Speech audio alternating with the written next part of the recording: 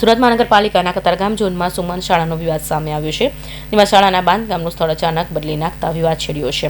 બાંધકામના મુદ્દે ભાજપના 2 કોર્પોરેટર આમને સામને થઈ ગયા છે અને એક શાળાનું બાંધકામ શરૂ કરાયું તો બીજા દ્વારા મુખ્યમંત્રીને ફરિયાદ કરાઈ હોવાનું સામે આવ્યું છે। સ્ટેન્ડિંગ કમિટીની મંજૂરી વગર અને વર્ક ઓર્ડર મેળવ્યા વગર નવું બાંધકામ શરૂ કરી દેવાતા મોટો વિવાદ છેડાય છે અને હાલ કોર્પોરેટર નરેન્દ્ર પાંડવ અને ચિમન પટેલના આમને સામને આવી જતા રાજકીય ગરમાટો જોવા મળ્યો છે।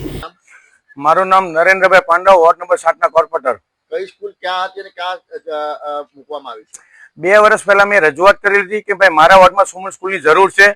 ત્યાર પછી 2 વર્ષ પહેલા મારી મંજૂર કરી સ્કૂલ, મંજૂર કરતા બધું કરતા ખાતમુહૂર્તમાં વર્ક ઓર્ડર અપાઈ ગયો, ખાતમુહૂર્ત પણ થઈ ગયું। 3 મહિનાથી કામ ચાલુ ના થયું એટલે મેં મારા સાથી કોર્પોરેટર જ્યોતિબેન પટેલ અને મેં લેખિતમાં કમિશનરશ્રીને રજૂઆત કરી કે વહેલી તકે સ્કૂલનું કામ ચાલુ થાય। ત્યાર પછી મને એવું જાણવા મળ્યું કે ભાઈ અમારા વિધાનસભાના વિનુભાઈ ધારાસભ્યની રજૂઆત છે, સ્થળ બદલો। ત્યાર પછી હું અને મારા સાથી કોર્પોરેટર જ્યોતિબેન વિનુભાઈ ધારાસભ્યને રજૂઆત કરી કે સાહેબ આ સ્કૂલ બદલવાનું કારણ શું? કોઈની રજૂઆત છે, કોઈ પ્રજાની રજૂઆત છે લેખિતમાં, તો તમે અમને કહો। હવે મારા ધારાસભ્ય એવા જે શબ્દ કીધા હું ના કહી શકું।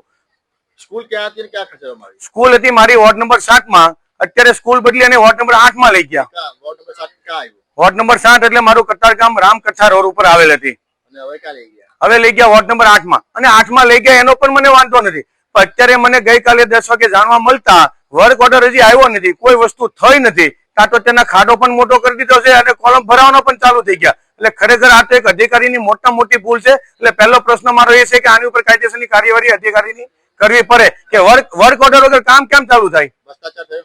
ભ્રષ્ટાચાર દેખાય છે ને, ક્લિયર દેખાય છે। ભ્રષ્ટાચાર હોય કે નહીં, એને અનલીગલી બાંધકામ છે તો પુરવાર થઈ ગયું। વર્ક ઓર્ડર હોય તો તમે મને બતાવો।